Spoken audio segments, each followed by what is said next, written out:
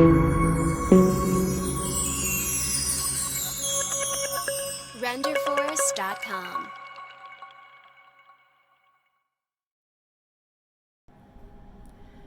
Hi all, I'm Trisha Peach, host of the Peach Buzz. Today I want to talk about something really important, why your job is harder as a children's leader, children's director, children's pastor, whatever your title is. If you are working in the kids ministry in your church, your job is harder. Now I know I'm biased because for 17 years full-time children's pastor, so that does give me a bias. However, in my humble yet absolutely correct opinion, your job is harder, and I'm going to tell you why. Okay, number one, 63% of all families choose their church by what is offered for their child. So that's a lot of pressure on you. And this goes with the second statistic that new people to your church are going to choose whether or not they come back within the first 5 minutes. Let me repeat that. New people to your church will make up their mind in 5 minutes whether or not they are coming back. They have not heard your pastor preach. They have not heard your incredible worship leader. You know what they have seen? Your parking lot, your signage, and your children's check-in area most of the time, if they had children to check in. That's what they saw. That's a lot of pressure. So that's a lot of pressure on you whether or not they come back at all. Or whether they visit you at all. No pressure, no pressure. Second reason your job is harder.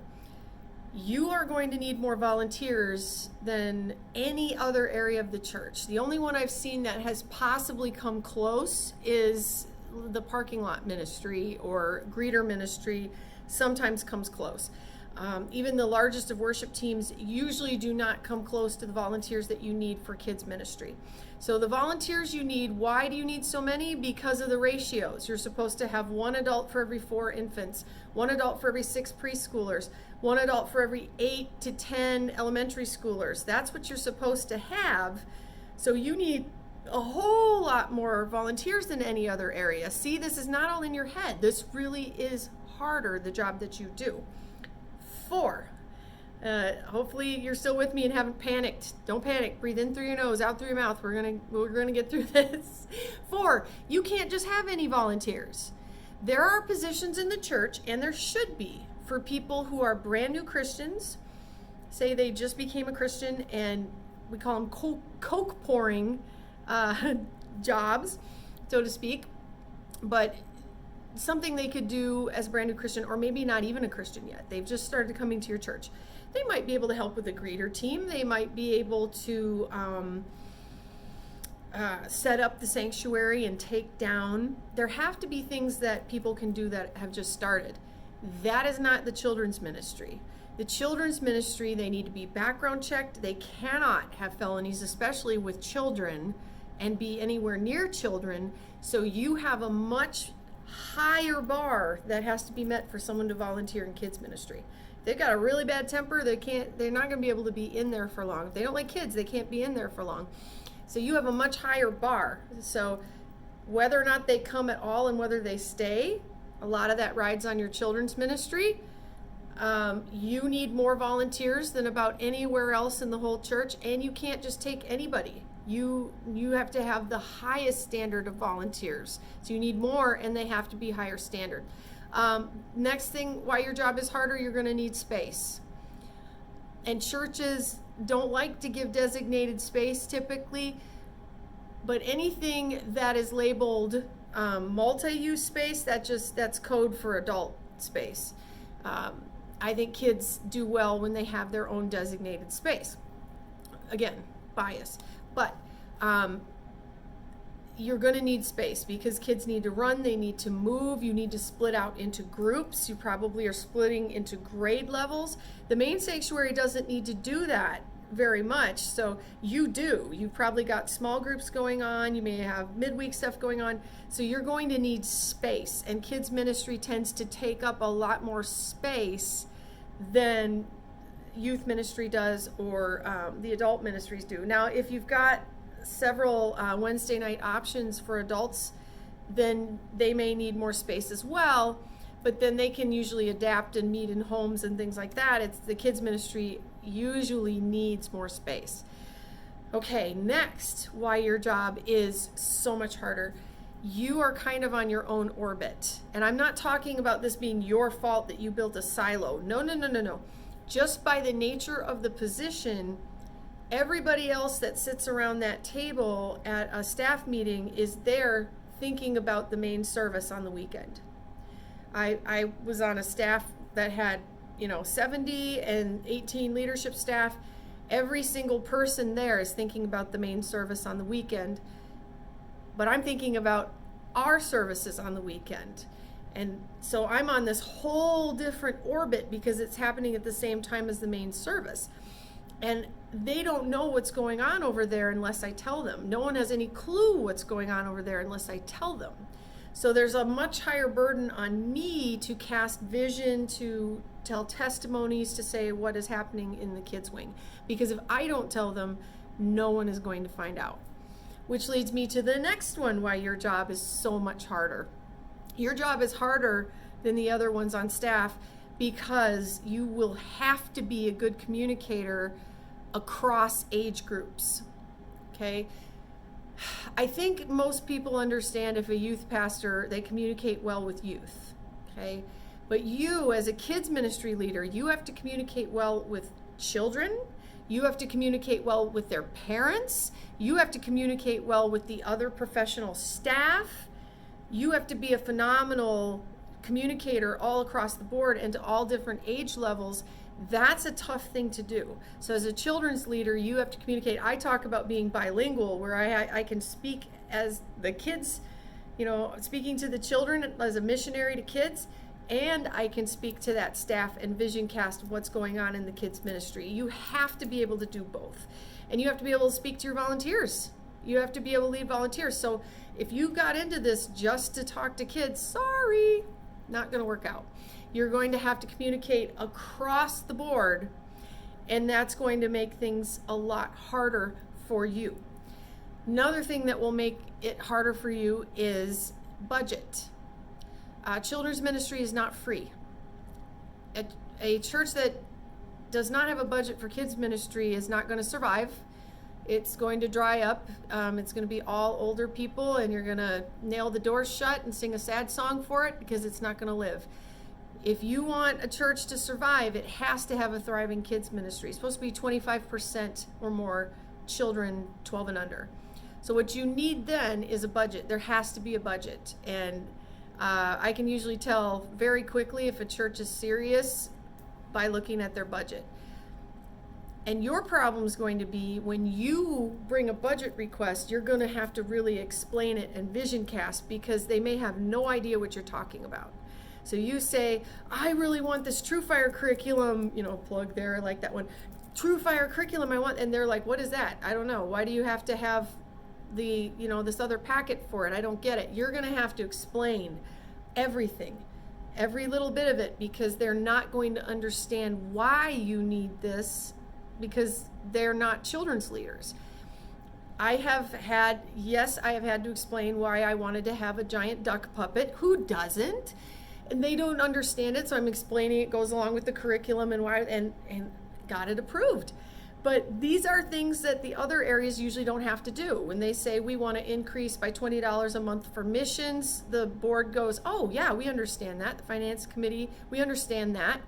When I go in and say, look, we're having a VBS and I need some, 14 ping pong balls, 3 hair dryers, and a confetti cannon, I have to do some explaining. I have to do a lot of explaining. And you're going to have to do a lot of explaining in order to get your budget. And that's part of how it is. And I'm sorry that's how it is, but that's what you're going to have to do. Another reason your job is so much harder is you may be expected to do childcare for every other thing that's going on in the church. And as your church grows and gets bigger, that can get totally out of control. We were at a point where it was every night of the week and just was breaking. I was losing my team, quitting over it. So that's a whole nother option, but we stopped doing childcare for every event after that and focused on our weekend ministries.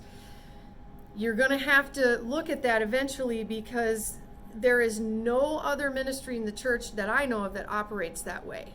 So when you do a kids thing, you don't expect the parking lot people to be there for all of them and direct it. You don't expect the youth pastor to be there and organize the teenagers. You don't expect, when you do an outreach, that the missions committee will show up.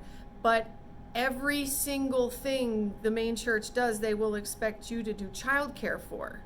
So that's a lot of high expectations. Also, this is another one where your job is harder. Every single holiday, they're going to want the kids to do something on stage. Christmas, Easter, Mother's Day, back to school. Now, our youth leaders usually they'd do a back to school thing. And our team just couldn't get a break, because we had back to school, then it was a harvest thing, and then we had Christmas, and then we were already preparing for Easter at that point, and then we had summer VBS. I mean, it's just one thing after another, and usually the others aren't going to have to prepare that. Like the small group ministries are probably not going to have to do a presentation for every holiday. Youth group's not going to do a presentation for every holiday. The kids ministry often does. And sometimes you need to explain this to your pastor and talk expectations. I plan to do a follow-up to this very shortly here on why your job is harder because of COVID. But I wanted to get this out of the way first. I almost forgot. Another part of why your job is harder is you have to think safety. Anytime you are dealing with people's kids, emotions are going to be extremely high. You are responsible for the safety of those children. That's why the background checks as well. But you're looking at things like jagged metal edges on tables. Oop, we left the hand sanitizer down. We don't want some kid ingesting that much alcohol. You're responsible for that. What if there's a tornado? What if there's a fire? So the children's leader is having to think about all these things. Now, your small group pastor is probably not having to sit there and go, I hope none of these seniors start stabbing stuff into the light socket. You do have to think about that for nursery and pre-K. So there's the safety issues that you are dealing with. And I know how it is just trying to get volunteers to plug the holes, because you need so many volunteers, and then you have the safety issues, and then you have that. You also have to deal with the allergies, which we've had to deal with quite a lot of that, peanut allergies. We had one where a boy came to kids' church with peanut butter on his breath. He didn't even have it with him. He'd eaten peanut butter for breakfast, and a girl went into full anaphylactic shock. We had to call 911. I mean, these are things that we have to be careful of. Teachers bringing in donuts with peanut sprinkles, and special ordering things that are hypoallergenic for the kids to be eating.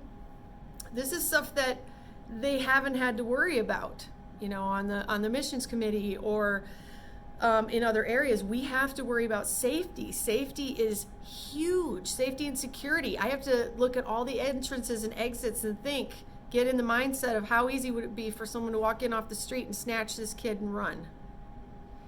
I hate thinking like that, but you have to, because you're the children's leader. So this is just a teeny tiny bit of it. The last thing I would say is the arguing. There is no area of the church more prone to explosive conflict than the children's area. That's because you're dealing with people's kids. Anytime you're dealing with people's kids, emotions run high. If that child doesn't get a solo, you're going to have a parent angry at you. If you have to discipline a child, say you can't bite everyone, you're going to have a parent in your face. So you will have to deal with conflict. So you have to be excellent at conflict management. There's a lot more reasons that I'm going to get into next week, and I'm also going to start talking about why your job is harder now in the age of COVID than it was even before. But feel free to show this to your lead pastor so that your lead pastor knows some of what you go through on a weekly basis. And comment down below, what is something that you deal with that you figure the other people on your staff are not? Comment below. Tell me, what do you think is tougher about being a kids pastor, and how do you get through it? How do you manage it? I love you guys. You're fantastic. Thank you for what you do for Jesus and his kids. I know it's not always appreciated, but I see you. God sees you. Keep up the hard work. Just know you're not alone, and what you do really is harder. All right. Love you guys. I'll see you next week on the Peach Buzz.